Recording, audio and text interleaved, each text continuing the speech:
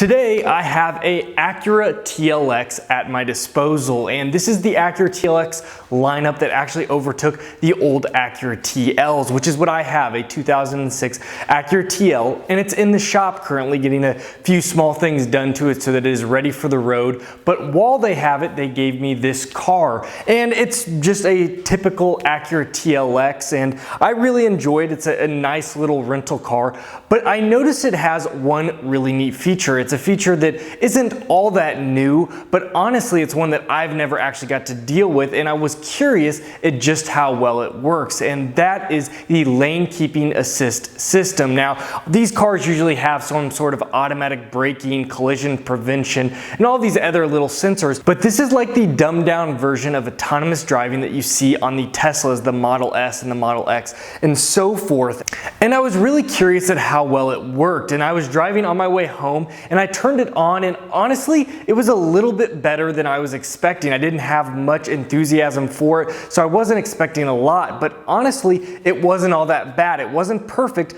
but I only used it for a small jot, and it got me thinking, why don't I make a video showing you guys just how well it works? Again, I don't have much time with it, and I would like to do some more side roads and see just how well it works, so we're gonna go ahead and do that.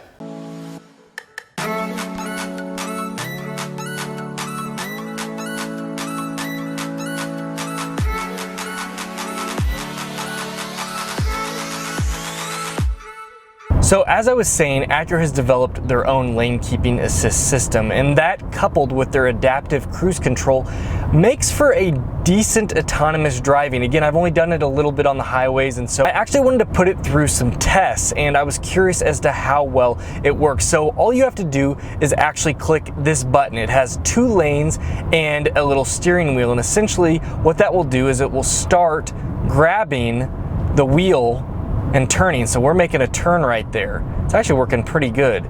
And essentially what it's doing is the sensors in the front are actually grabbing the road lines that lay down. So I have noticed if there's a curb instead of a line on the side of the road, it doesn't work. It doesn't register the curb, but it will register the lines. Now, if the lines are not very bright, if they're actually worn down over time, again, it has a problem. But you can see in the little display up there that if it's having an issue reading, it'll go from a solid white line to actually a non-solid. It'll be just a white outline telling you that it no longer is reading the road. So essentially you really do need the best road conditions for this to work.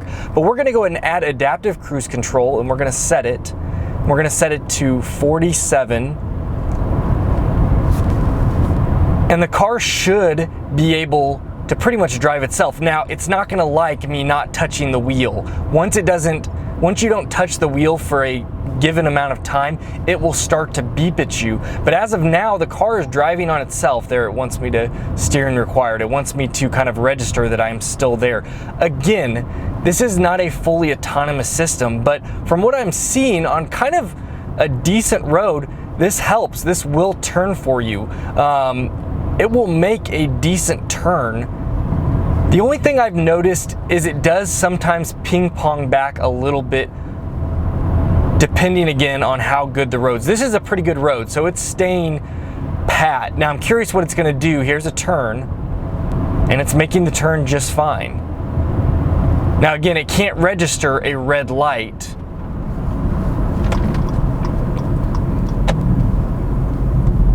But it can register a car in front of me. So on a road like this, if I go ahead and click and turn it on, it's never gonna grab because again, we have a curb to our right. So this is certainly a much better use on the highway where you have road lines. That's what you need is lane lines for it to actually register. And that's really where you'd wanna be, and you'd be able to use the adaptive control. And that would probably give you, your best scenario where this thing will actually pretty much drive itself. You may have to keep your hands on the wheel, and that's what most people are gonna wanna do. They're not gonna really like taking their hands fully off the wheel. It's a hard thing to do. Kind of sitting here, I don't have lane keeping assist, so I can't do it, but even with lane keeping assist, it's a weird feeling taking your hands completely off the wheel. It's actually registering it right now. Oh, nope, it didn't register. So again, it wanted to grab it, but then it just goes off. So it's not a completely perfect system, but I'm pretty intrigued by the software. It's kind of grabbing it there. It's reading, now it's kind of reading the curb. But again, we're kind of going towards the curb. If it jumps off lane keeping assist and you're not completely paying attention, you absolutely could hit the curve. Now, adaptive cruise control works really nicely. If I set this up and I try to set this to, I'm trying to set this to 60, it will no longer go any faster and it will come to a complete stop. Adaptive cruise control works very nicely, and it looks like, again, I have it set at 61 and we're only doing 42 because I'm seeing in my little display that it's reading the car in front of us and it's actually slowing down as they slow down, and it will regain acceleration as they speed up. So I am steering here, but that feature is working nicely. So again, on the highways, I think this is where everything would work perfectly. So let's go jump on the highway and see how it really works in the perfect conditions.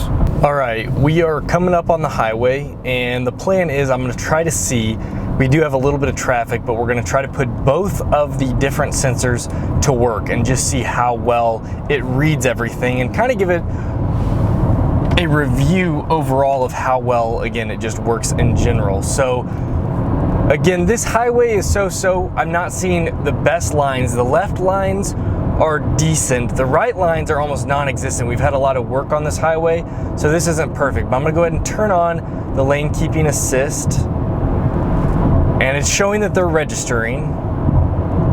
So I'm staying in the lane. They're staying solid white, which is good. We're getting a little bit of movement, and then I'm gonna do adaptive cruise control. I'm gonna set it at 70. And I'm just gonna hold my hands here just barely so that the sensors on the steering wheel read my hands. And I'm gonna do is I'm gonna get over left.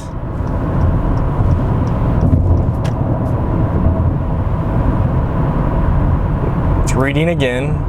And we're getting a pretty good reading. Now the car in front of me is braking, and actually the Acura is braking as well.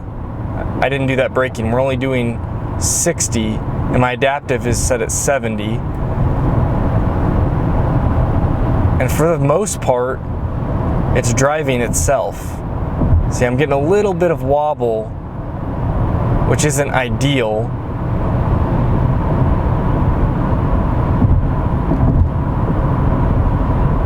And the neat thing is with the adaptive cruise control, you can actually set to how close you want to follow the car. I had it set really far, so now I'm a little bit closer. That car is actually, oh wow, okay, so that was crazy. That actually completely just forced me to make that left. I wanted to stay on that highway. So that tells us a pretty big indication that on a merging, it's gonna stay with the left. And it actually followed that left yellow line all the way up, even though I wanted to go straight at the fork. Okay, so there's a perfect example of the imperfectness of this software. For the most part, it was actually working pretty good, and right now, I can get it to work. But it's definitely still a work in progress. It's very interesting though to see the concept.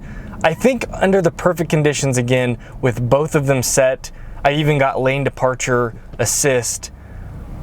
I think on a long haul it would help. Now, again, as I was telling you, there's sensors in the steering wheel and you have to keep them up. It's not like you can keep your hands down here. It doesn't allow for that.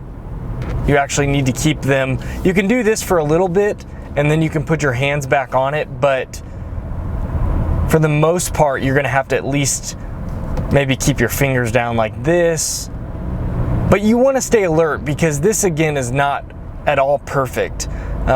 It's actually pretty far from perfect. Again, a neat concept, but on a side road like this, very tough. It's not even reading the lines at this moment, even though I've got it on. It's reading them now. But any curbs are gonna be a major issue. Any faded lines are gonna be a major issue. I guess forks in a highway are a major issue, but if you're on a straight and narrow road on a highway that has good lines like I-70, that's kind of that runs through the heart of the United States, it wouldn't be all that bad for a long road trip. I wouldn't say as your daily trip it's probably going to be all that helpful if you're going around town. Really, there's almost no help. But if you drive a lot on highways, I could see where this sensor system would work for you. But guys, this comes in the driver's assist package. It comes with a bunch of other sensors, but it's not cheap. It's almost like $4,000, so it's not a cheap addition to get. And I think the reason they throw that in is because honestly, a lot of people I don't think would purchase this if it was a standalone. They probably can throw it in with that package and throw it up an extra $1,000 because who notices $3,800 instead of $4,800. So my guess is they've just thrown it into that package. But again, an interesting concept, and I'm sure they're continuously developing this software, but I've never gotten to mess with it, so I thought it was really interesting, and I thought it's something that I would share with you guys. And we are back, and that was actually a lot of fun. It was very interesting getting to put to test the lane keeping assist as well as adaptive cruise control. I'd heard of them before, but I'd never actually got to test them out. And so when I got this rental for the day, it definitely was something I wanted to do, and I wanted to make a video over it. I hope you guys enjoyed it, but my review over it is it's definitely a cool feature, but something for these side roads,